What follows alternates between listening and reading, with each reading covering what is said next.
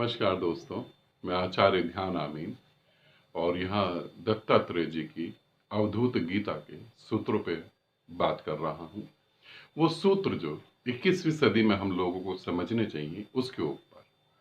यहाँ दत्तात्रेय जी का एक सूत्र है, वेदांत का सार है कि मैं सर्वव्यापी हूँ, मैं निराकार हूँ और स्वभाव से ही मैं ऐसा हूँ।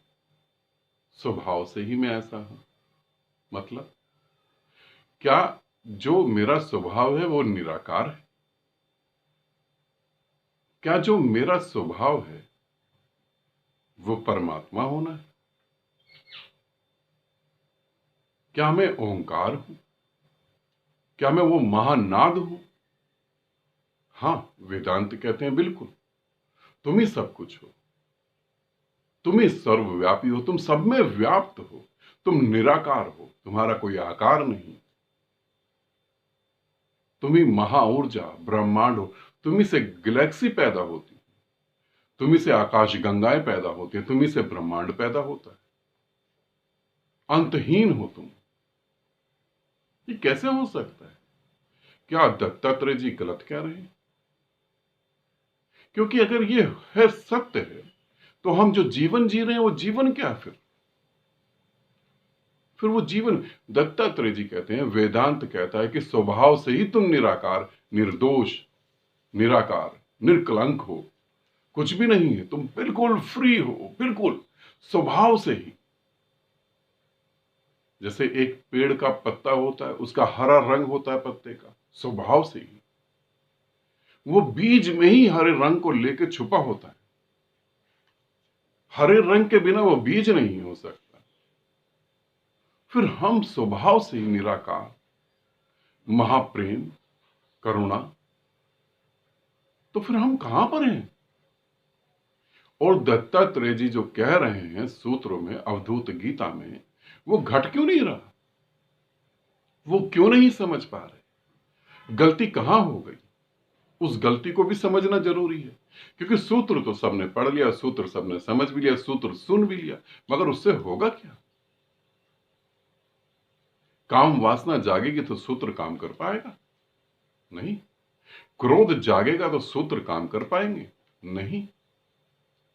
लोभ, मोह, मृत्यु जब करीब आएगी, मृत्यु जब करीब आएगी, जब डॉक्टर कहेंगे आई एम सॉरी, हम आपको बचा नहीं सकते, तब सूत्र काम करेगा।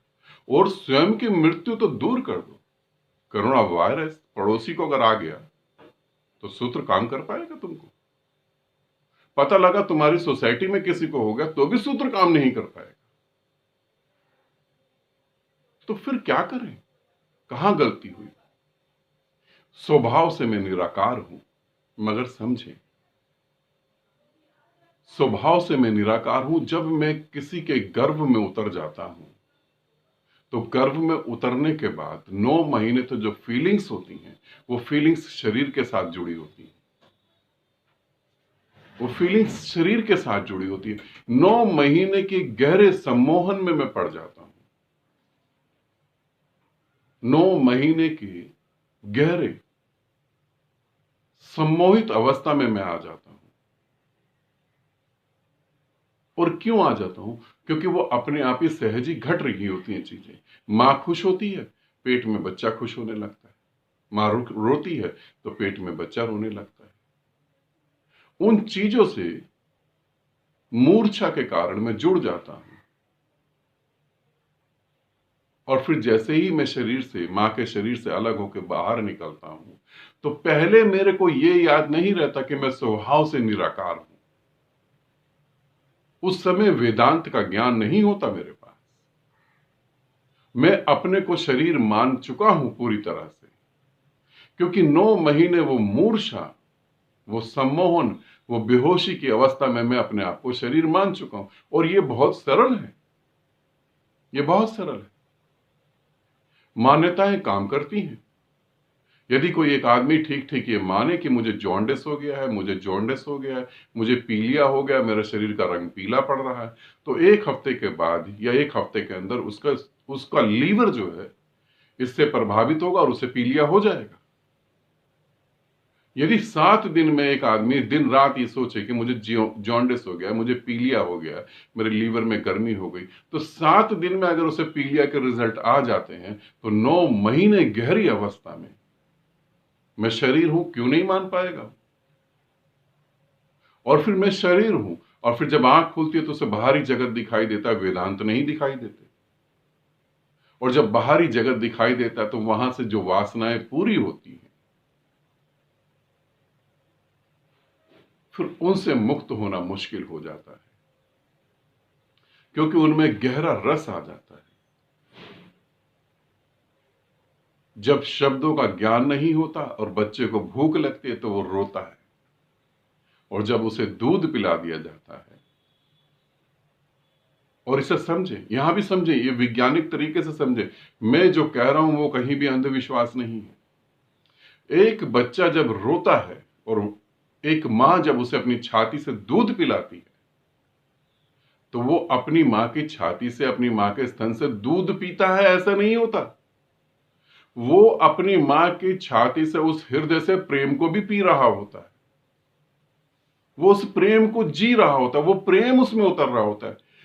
2 तरीके के अगर बच्चों को पाला जाए, एक को मां अपने स्तन से दूध पिलाए, और एक बच्चे को बोतल का दूध पिलाया जाए या कोई भी दूध पिलाया जाए, स्तन से ना पिलाया जाए, उस बच्चे की प्रेम की क्षमता और इस बच्चे की प्रेम की क्षमता में बहुत बड़ा फर्क होगा। उसका मेंटली विकास और इसका मेंटली विकास, बहुत बड़ा फर्क हो जाएगा इसमें। इसके जीवन में जो संतुष्टि और जो खुशियां होंगी वो उसके जीवन में कभी नहीं हो पाएंगी। वो हमेशा प्रेम मांगने के लिए पागल रह जाएगा, ये प्रेम देने में भी सक्षम हो सकता है। जो बच्चे बिना सर्जरी के पैदा होते हैं उनकी एक अलग बात होती है। आप लोग कहेंगे ऐसा तो कुछ भी नहीं होता, रिजल्ट देखें। और जो बच्चे सर्जरी से पैदा होते हैं उनकी बात अलग होती है। जो सर्जरी से पैदा होते हैं और जो नॉर्मल डिलीवरी पैदा होती है, वो उस कष्ट को, उस घटना को नहीं जी पाते। वहां सिर्फ डिलीवरी होने में, नॉर्मल डिलीवरी होने में सिर्फ मां को पीड़ा होती है और बच्चे को कष्ट होता है, ऐसा नहीं। वहां इस संसार का बहुत बड़ा चमत्कार घट रहा होता है। जब वो डिलीवरी हो जाती है, उस डिलीवरी के बाद जो मां को शांति, संतुष्टि, रिलैक्सेशन फील होता है, वो सर्जरी करने के बाद कभी किसी भी औरत को फील नहीं हो सकता। वही रिलैक्सेशन बच्चे को फील होता है। ये छोटी छोटी सी बातें हैं, इनका बहुत बड़ा फर्क है। तो जब स्तन से वो दूध पीता है और वो प्रेम को ग्रहण करता है, तब यहां से एक यात्रा चालू होती है कि मेरे रोने से मुझे प्रेम भी मिलेगा, मैं रोऊंगा तो मुझे प्रेम प्राप्त होगा। अब इस प्रेम की खोज हमेशा हमेशा के लिए बाहर चली जाती है, हमेशा हमेशा के लिए। फिर वो माँ बाप से प्रेम मांगता है, भाई बहनों से प्रेम मांगता है, और प्रेम मिलता है, माँ बाप से मिलेगा प्रेम, भाई बहनों से भी मिलेगा। अब मांग बढ़ गई, अब समाज से मांगता है। अब पक्का नहीं समाज प्रेम देगा या समाज दुत्कार देगा, दुत्कारेगा तो क्रोध पैदा होगा। जब तुम्हारे कोई प्रेम को एक्सेप्ट नहीं करता तो क्रोध पैदा होता है, फिर बदले लेने की भावना। ये इतना बड़ा जंजाल बन जाता है, इस जंजाल में तुम भूल ही जाते हो कि वेदांत क्या कहते हैं। जब तुम अपने गुरुओं के पास भी जाते हो तो तुम ये नहीं कहते कि वेदांत क्या कहते हैं, कि तुम्हारी अंदरी शिक्षा, तुम्हारा अंतर ज्ञान क्या कहता है। तुम कहते हो वो मेरी प्रेमिका है, वो मुझे मान नहीं रही, वो मेरे से शादी कर ले, मेरे बच्चे नहीं हो रहे, मेरे बच्चे हो जाए। तुम इतने अंधे हो जाते हो, और इससे छूटना बड़ा ही जटिल है, क्योंकि तुम दुख को भी बुलाने की कोशिश करते हो, दुख से सीखने की कोशिश नहीं करते।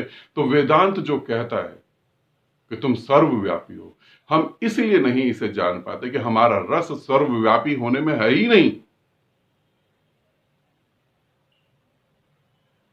हमारा रस सिर्फ हमारी वो वासनाएं कैसे पूरी हो जाएं उसी में है। यदि तुम्हारा रस ना हो तो तत्क्षण, इसी क्षण तुम जान सकते हो कि तुम सर्वव्यापी हो। क्योंकि तुम्हारे रस के कारण ही तुम्हारा काल्पनिक अस्तित्व बना हुआ है, और कुछ भी नहीं है। तुम्हारा रस है, इसलिए तुम हो।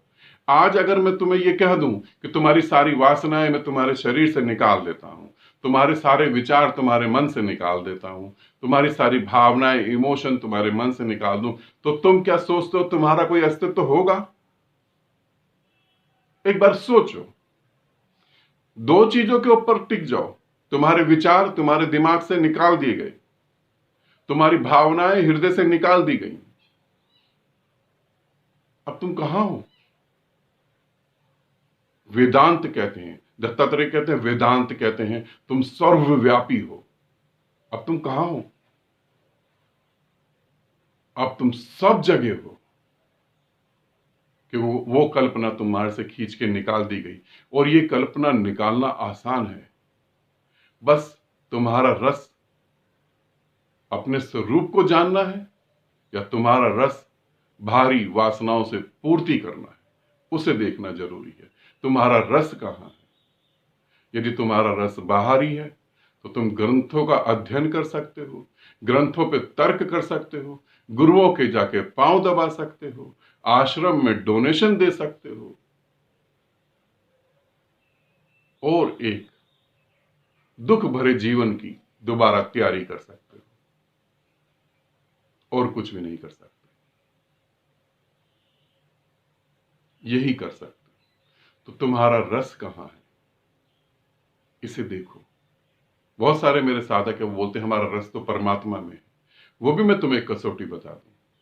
यदि तुम कहते हो मेरा रस परमात्मा में है, तो 24 घंटे में कितनी बार तुम परमात्मा के बारे में विचार करते हो? सुबह उठते के साथ ही तुम्हारे अंदर परमात्मा के विचार आते हैं। या क्या नाश्ता बनेगा, या आज किससे बदला लेना है, या घाटा कैसे पूरा करना है, या किसके खिलाफ षड्यंत्र रचना है, क्या आता है तुम्हारे पास?